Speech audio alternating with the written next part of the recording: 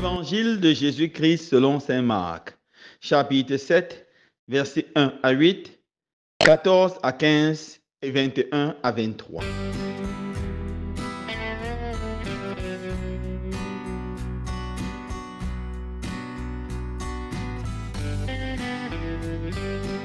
En ce temps-là, les pharisiens et quelques scribes venus de Jérusalem se réunissent auprès de Jésus et voient quelques-uns de ses disciples prendre leur repas avec des mains impures, c'est-à-dire non lavées.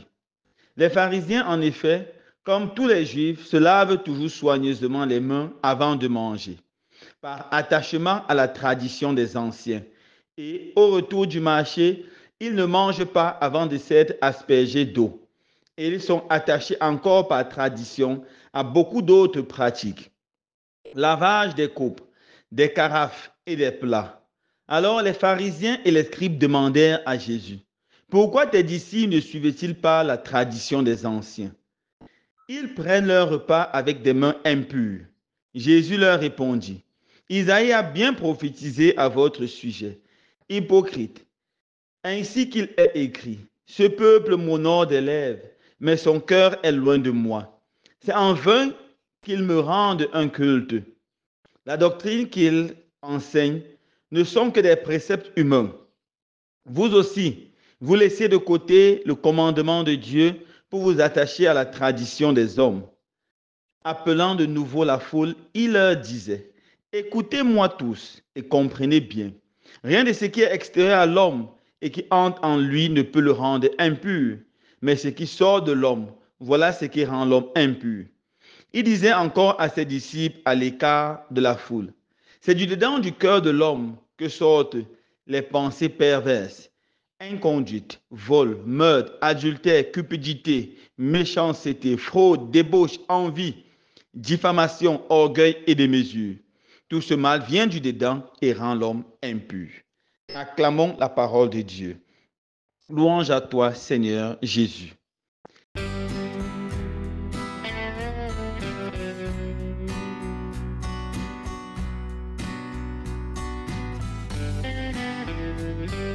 Frères et sœurs bien-aimés, aujourd'hui la Sainte Église, notre Mère, nous invite à célébrer avec joie le 22e dimanche du temps ordinaire dans cette année liturgique B.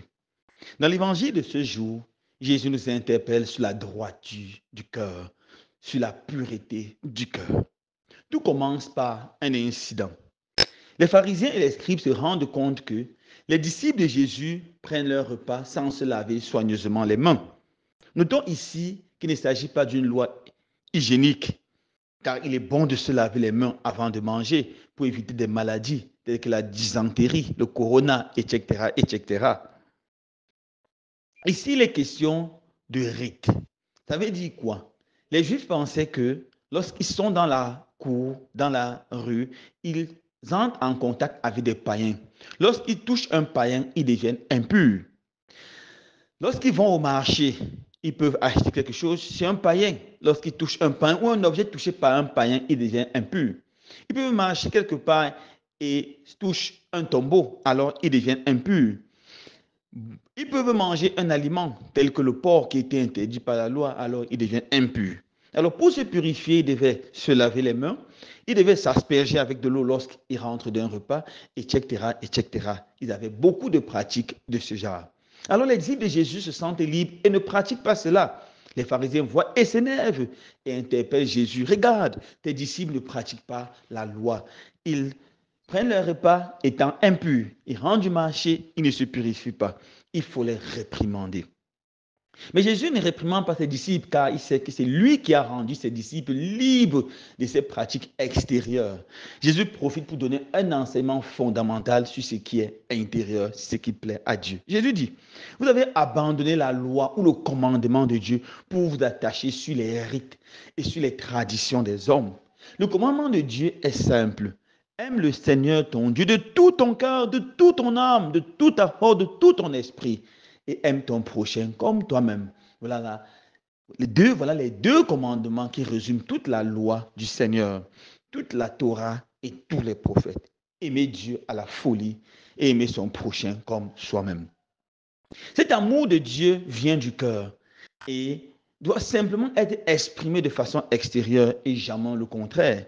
Ce ne sont pas les rites qui sont multipliés, qui expriment l'amour, mais non, c'est l'amour de Dieu qui doit nous conduire à des rites. Jésus met en garde les pharisiens. Vous pouvez rentrer du marché et vous purifier. Vous pouvez vous asperger d'eau, même d'une tonne d'eau. Vous pouvez même vous plonger dans une tonne d'eau, dans un fût d'eau. Mais si votre cœur ne se purifie pas, vous n'allez jamais plaire à Dieu. Pour plaire à Dieu, il faut purifier son cœur, c'est-à-dire chasser de nous tout ce qui détruit l'homme. L'inconduite, le vol, la fraude, le meurtre, l'adultère, la cupidité, la méchanceté, la fraude, la débauche, l'envie, la diffamation, l'orgueil et la démesure. Voilà ce qui détruit le cœur de l'homme. Nous devons nous appliquer, mes frères et sœurs, à convertir notre cœur, à éviter toute inconduite. Nous devons éviter le vol sous toutes ses formes, détournement de biens communs, agression des personnes. Nous devons éviter toutes sortes de meurtres, meurtres directs ou indirects, avortements. Nous devons éviter l'adultère pour avoir le cœur purifié. Les hommes doivent apprendre à rester fidèles à leurs femmes et vice-versa, les femmes fidèles à leur mari. Nous devons éviter la cupidité, cet amour maladif de l'argent qui nous conduit souvent à nous compromettre.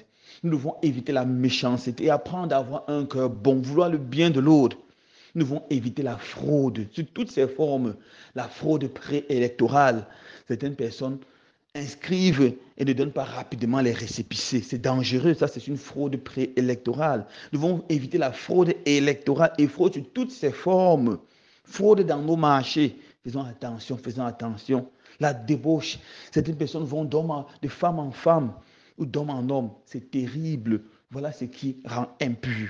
Nous devons éviter d'envier ce que notre prochain a, nous contenter de ce que nous avons. Nous devons éviter la diffamation, détruire, salir le nom de l'autre, injurer l'autre, médire de son prochain. Nous devons éviter l'orgueil, apprendre à développer l'humilité, qui est la vertu des grands, la vertu des saints. Nous devons éviter la démesure, avoir un sens de modération. Voilà ce qui purifie le cœur. Nous devons remplir nos cœurs d'amour et éviter et libérer nos cœurs de tout ce qui est mauvais. Ça veut dire quoi, mon frère, ma soeur? Si tu t'efforces à vivre dans la vérité, dans la droiture du cœur, alors tu es pur aux yeux du Seigneur. Ce ne sont pas les nombreux rites qui vont te rendre pur, mais l'effort de te rapprocher chaque jour du Seigneur, l'effort de te convertir en permanence. C'est pour ça que le sacrement de la réconciliation, de la confession est un sacrement extraordinaire, parce que c'est un sacrement de purification du cœur.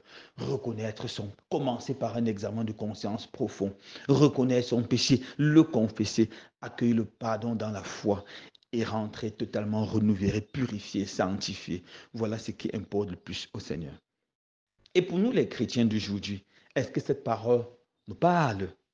Bien sûr, cette parole nous parle, car le christianisme, comme presque toutes les religions, peut tomber dans un ritualisme malsain. Dans l'Église catholique, comme dans beaucoup d'églises, il y a les rites, et ces rites sont beaux et importants, ils nous aident à exprimer notre foi. Mais souvent, ces rites mal compris peuvent ne pas nous aider. Prenons un exemple, le rite des cendres. On entre en carême en imposant les cendres sur les fidèles. Beaucoup de chrétiens viennent à la messe le mercredi des cendres. Les églises sont pleines, souvent même des non-chrétiens. Est-ce que c'est juste pour un rite, pour entrer dans le carême? Est-ce que c'est un rite pour se protéger ou est-ce qu'on comprend la signification de ces rites?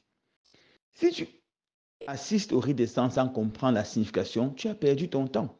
Et comment comprendre la signification de ce rite? Le prêtre, en imposant les cendres, peut prendre l'une de ces deux formules. La première est celle-ci. Convertis-toi et crois en l'évangile. Recevoir la cendre, c'est le signe par excellence de la conversion, d'arrêter de faire le mal, d'apprendre à faire le bien. Croire à l'évangile, croire à la bonne nouvelle qui est Jésus, Jésus, qui est la bonne nouvelle du Père, qui est Dieu, qui s'incarne pour sauver le monde. Voilà, celui qui reçoit les cendres en prenant la ferme résolution de se convertir et de croire de tout son cœur à tout ce que Jésus a enseigné, tout ce que Jésus a fait et surtout à croire en Jésus comme son Seigneur, son seul sauveur, rentre du rite des cendres purifié et transformé. Mais celui qui reçoit les cendres et ne s'engage pas dans un chemin de conversion est venu perdre son temps. Il est un hypocrite comme l'écrivent les pharisiens. La deuxième formule dit ceci: poussière tu étais et poussière tu retourneras. Cette formule est belle. Pourquoi? Elle nous rappelle que nous ne sommes que des êtres humains, des êtres limités. De la nécessité pour nous d'être humbles, de vivre saintement, car un jour, notre vie va prendre fin et nous devons rendre compte au bon Dieu de notre existence. Nous devons alors, mes frères et sœurs, nous efforcer à vivre bien car nous allons mourir. Alors si quelqu'un reçoit la cendre et se laisse transformer par ses paroles, alors c'est formidable. Il rend purifié parce qu'il ne vivra plus comme quelqu'un qui ne va jamais mourir, mais vivra comme quelqu'un qui devra rendre compte de sa vie au Seigneur et il aura une vie belle. Mais si quelqu'un reçoit les cendres et rentre simplement chez lui comme cela, il n'aura absolument aucune grâce, aucune bénédiction. Dans la célébration de la messe, nous avons plusieurs rites. Dans la vie quotidienne du chrétien, nous avons plusieurs rites. Que ces rites ne soient pas des rites externes ou des rites simplement externes, mais que ces rites soient des rites qui nous aident à nous élever vers le Seigneur et qui nous aident à nous rapprocher de nos frères et sœurs, à nous rapprocher les uns les autres. Je conclus par un autre rite qui me plaît beaucoup, c'est le rite de la paix du Christ. Avant la communion, le prêtre demande aux fidèles de se donner la paix du Christ. Ce rite est important, pourquoi? Parce que la paix, c'est la chose la plus grande que le Seigneur nous donne. Ma paix, je vous la donne. Je ne vous donne pas à la manière de ce monde. La paix que Jésus nous donne est une paix profonde. C'est une joie qu'on communique. Ce n'est pas seulement l'absence de guerre. C'est une joie profonde qu'on a communiquée aux autres. C'est une harmonie entre l'homme et Dieu, entre les hommes et les hommes. C'est une harmonie entre toute l'humanité. Cette harmonie vient du cœur de Jésus et nous devons la partager à nos frères et sœurs.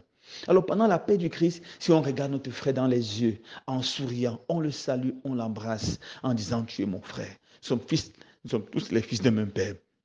Et en pardon de tout notre cœur, si notre frère nous a fait du mal, alors on vit bien ce rite et on rentre purifié et transformé.